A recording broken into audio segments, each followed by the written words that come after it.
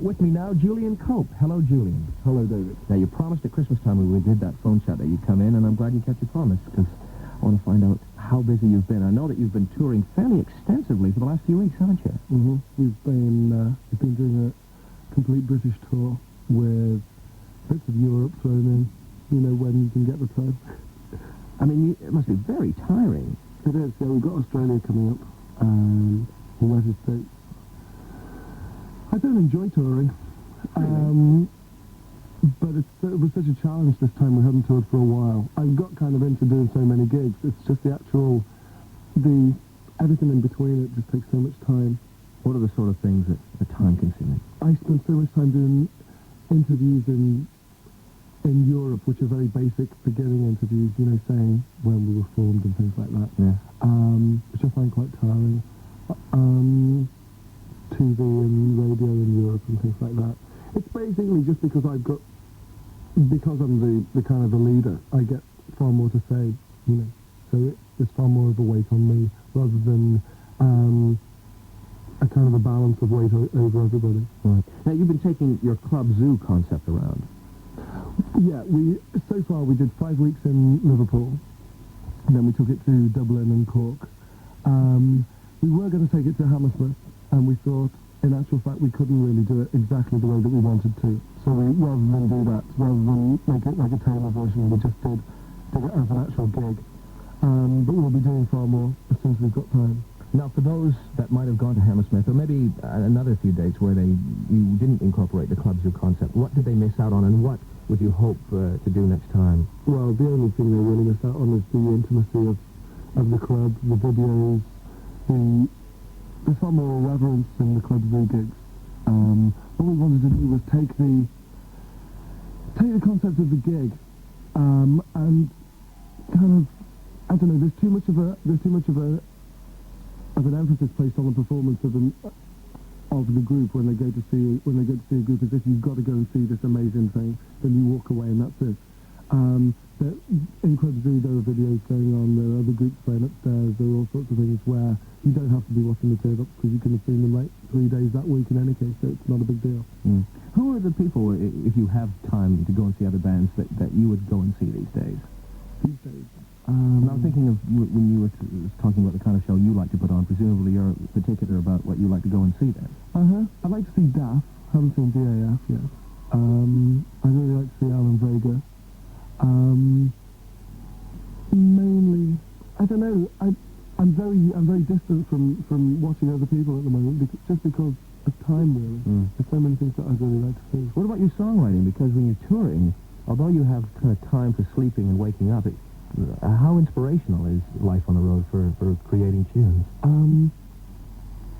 It isn't inspirational, but then again, my life in general isn't inspirational for actually creating the songs. They happen in any case. I've been writing a lot of stuff on the tour. I've been writing a play on tour, writing a lot of songs, a lot of lyrics. I would imagine the perspective that you get by being on tour makes you see things very differently. Mainly extremes, things like Berlin and Amsterdam, and I suppose America. But I'm very determined not to start incorporating those things into subject matter, because so many people have written about Berlin, there's no point, I'm sure I wouldn't be able to do it better than Lou Reed. What about the play? It's kind of weird, but and how do you see it? As a theatre production? Yeah, very much so. It's something that we're really going to work on. I've started writing the soundtrack for it and everything. I kind of forced myself into writing something that's got a very big kind of epic quality to it. So I've really got to work hard on this. It's really got to be good. And I've started telling people about it earlier than I would normally do, so that it's forcing me to write it. That's the main thing. The Teardrop Explodes have been together for, something like 4.5 years now? I'd say November 78th we started. How long's that? Okay, so it's like just under really, 3.5, 3 years, something like that. And have things gone pretty well up to now, the way that you would hope they would? Has success come quicker, or did you ever have a timetable for success? No, we never had a timetable. We never had any... The only thing we had was desire. Originally, my only desire was to make a record and to learn to sing. Then I reached that. My desire was to change the style. All sorts of goals have got reached. At the same time, I'm determined that we should get so much better, you know. But there's so much, I really want to diversify at the moment. I mean, has the success then that you've had with the music kind of, I don't know, satisfied an appetite that you initially had to be successful? In a way, the only thing that I find is, like, I've been written about so much this year, and you read it when it's happening to you, you read it so much in the third person, and it's like another person. I think the most important thing is coming to terms with what you're doing. I still haven't remotely struck a balance between the two important things, which is like pop music and complete weirdness. I want to have a balance between those two things. And we haven't really got that yet. We kind of got it close to it on the last album, but the last album didn't sell as well as it should have done. So in that case, we haven't struck the balance yet. Okay. Julie, I want to come back to you after we hear some music from the band. A couple of requests. Linda Hill from Nelson Avenue, down to Market in Norfolk. Thank you for your letter. You want to hear the Teardrop Explodes, and you wanted to hear Julian in the studio, so you've got both tonight coming up. Tracy from Molten something, Fairfield, Stockton, and Cleveland, wants to hear the track Use Me, which is the B-side of Treason. And Tracy says, I want to hear it because I've never heard it on the radio before, and I think it's one of the best, no, the best thing, Tracy says, Teardrop have ever done. Julian, how do you see that tune? Well, it was written about a year ago. It was done at 2 o'clock in the morning, just myself on acoustic guitar in South Wales. It's the most freeform thing that I've ever done. It was just a reaction against Teardrop songs being very emphatic on lyrics. This was very much just a cry of whatever, you know. That's all it was. I just wanted to get away from lyrical content. Right. So the two Tracys there, because Tracy wanted me to say hello to her friend Tracy and other Teardrop fans who've written in and whose names I haven't yet used on the air. Here's the band with you, Teardrop Explodes, and that was Use Me. And in the studio, Julian Cope.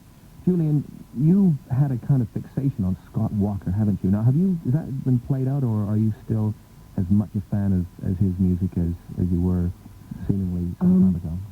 Well, as a fan, it was a very timeless fan thing. I mean, it wasn't something that would be played out. The only thing is, he was very much a figure amidst a lot of figures whom I admire.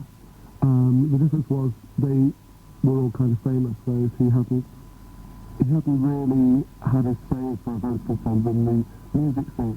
A lot of his songs just kind of went unnoticed, outside how extreme than people I thought would have imagined. It wasn't that I was such a complete, Scott Walker devotee or anything.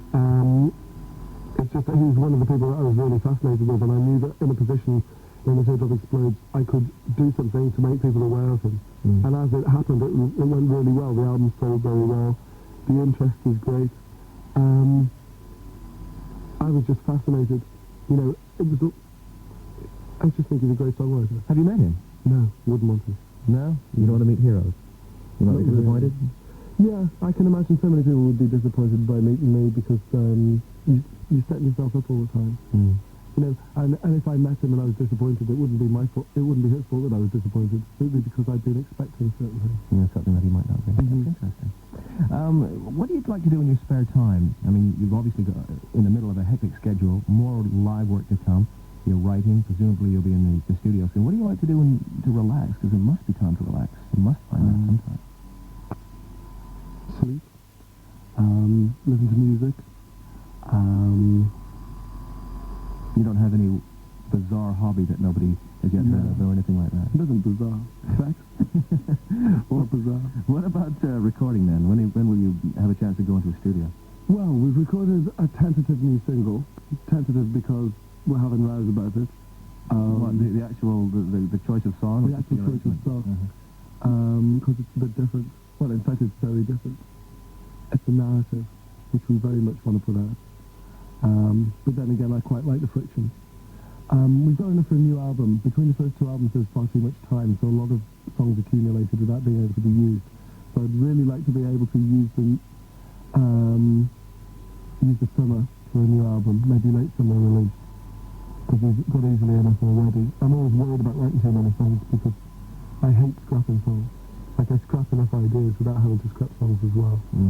Are you trying any new material out on the Well, we're record? trying a lot. We're using about 5 or 6 songs that aren't on anything that we're doing live at the moment. We've also done a lot of sessions and things. We've got about 12 new songs that are either recorded or done live at the moment. And there's a lot more that I want to do as well. I want to ask you something away from the Teardrop for a moment about the Liverpool scene, because judging by the mail I receive and listening to John Peel's program, it appears that there is a certain music scene that's fairly insular and unique to Liverpool. Now, is my assessment right about that, or are you very involved in some of the bands that are coming out of Liverpool? Far more on a friendship thing, than anything. I mean, it's very difficult to maintain that Liverpool tie when you're so far away, and I go back as much as possible. The initial Liverpool scene, which I would say was us, the Burning Pink Military, Orchestral Manoeuvres, perhaps War, very much has finished now because the bands have either split up or they've left to get bigger. But there's a very big scene now, which kind of, I suppose it's influenced by those groups, but also by Joy Division a lot, by the Manchester scene. The northern scene, especially the northwest, Liverpool, Manchester, has always been very, very different, very, very anti-London fashion. Why is that? Because it's away from London? Because Very much so, yeah. the media is so focused on London and maybe not so much in the northwest? It was very, very determined when we started. That's why it was such a shock in a way. Not so much a shock, but a surprise that we made sense within the terms of the music scene, the pop music scene, because it's almost incidental, that we sell records, or it was initially, because we were making music that just made sense in that area. The attitudes of the groups were very, very similar. It was very, very much a case of self-help, just a real desire to do something that was new, and to do something that was new within a melodic structure, which is very much what I think all the groups have been into, is melody and weirdness, combining the two, to get something that's a little bit bizarre, that kind of early Pink Floyd sort of thing is like a good analogy, I think, where you get something like See Emily Play, which is a pop song, but it's off the wall as well. I want to play another bit of music now from the Wilder album, and this is Bent Out of Shape. This is one of our choices. Would it be one of yours from the album as well? Yeah, I think so, yeah. Okay, let's hear it. The Teardrop Explodes, and that was Bent Out of Shape. Julian Cope is in the studio with me now. Julian, if I had to ask you to pick, say, a couple of your favorite songs from Teardrop Explodes, ones that you are really proud of, which songs would they be? Ones that say a lot about you, perhaps? I think The Great Dominion. Well, that's interesting. That's probably my favorite of all. Really? It is, yeah. Oh, that's good. Yeah, that's the most special. That one, I think Tiny Children is pretty special. That whole album actually is very special because it was written sort of the middle of last year. And I suppose for feeling, for the kind of anticipation feeling, it's still got to be something like Reward or Treason.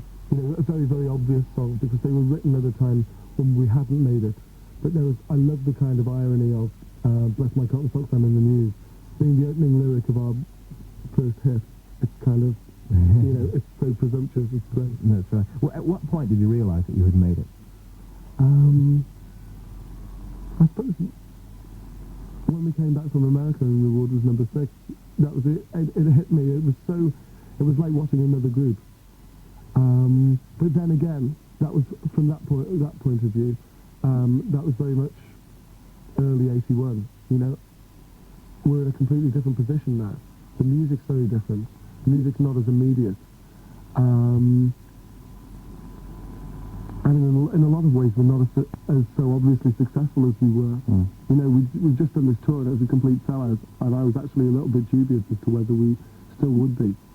But then again, as far as I'm concerned, I'm sure that I'll be going for a long while, and I would imagine the Teardrops will be going for quite a while. Do you ever see yourself maybe breaking away and doing more solo projects then? I think so, yeah. I think after a while, everybody's got a lot of ideas. You see, a lot of the Teardrops have got solo deals as well. There are a lot of things that I want to do. I've been offered things like acting and stuff, so I think I might want to do that. And writing as well. Like I've been intending to write, to put out a poetry book for a while, but I just haven't had time to actually finish it. So there's so many things that I really want to do. It's just a question of time. You know, you get this initial vision, and that initial vision kind of drives you into a real sort of hole in the ground in a way. You know, that's not to say that I don't love the Teardrop. It's just that it stops you doing so many things. Yeah, I can imagine. Well, I'll wish you luck, knowing full well that as determined as you are, you won't need it. And you're going off to Europe when? Because you've, or have you just come back tomorrow. You're going off tomorrow? Just come back and we're going off tomorrow. It's kind of confusing. It is. And when will you be next in the UK? We're coming back in 2 weeks to do 8 more British states. Right, all over the place. Yeah. Okay, well, good luck with those. Thanks for coming in tonight, Julian. Thanks a lot, David. Great.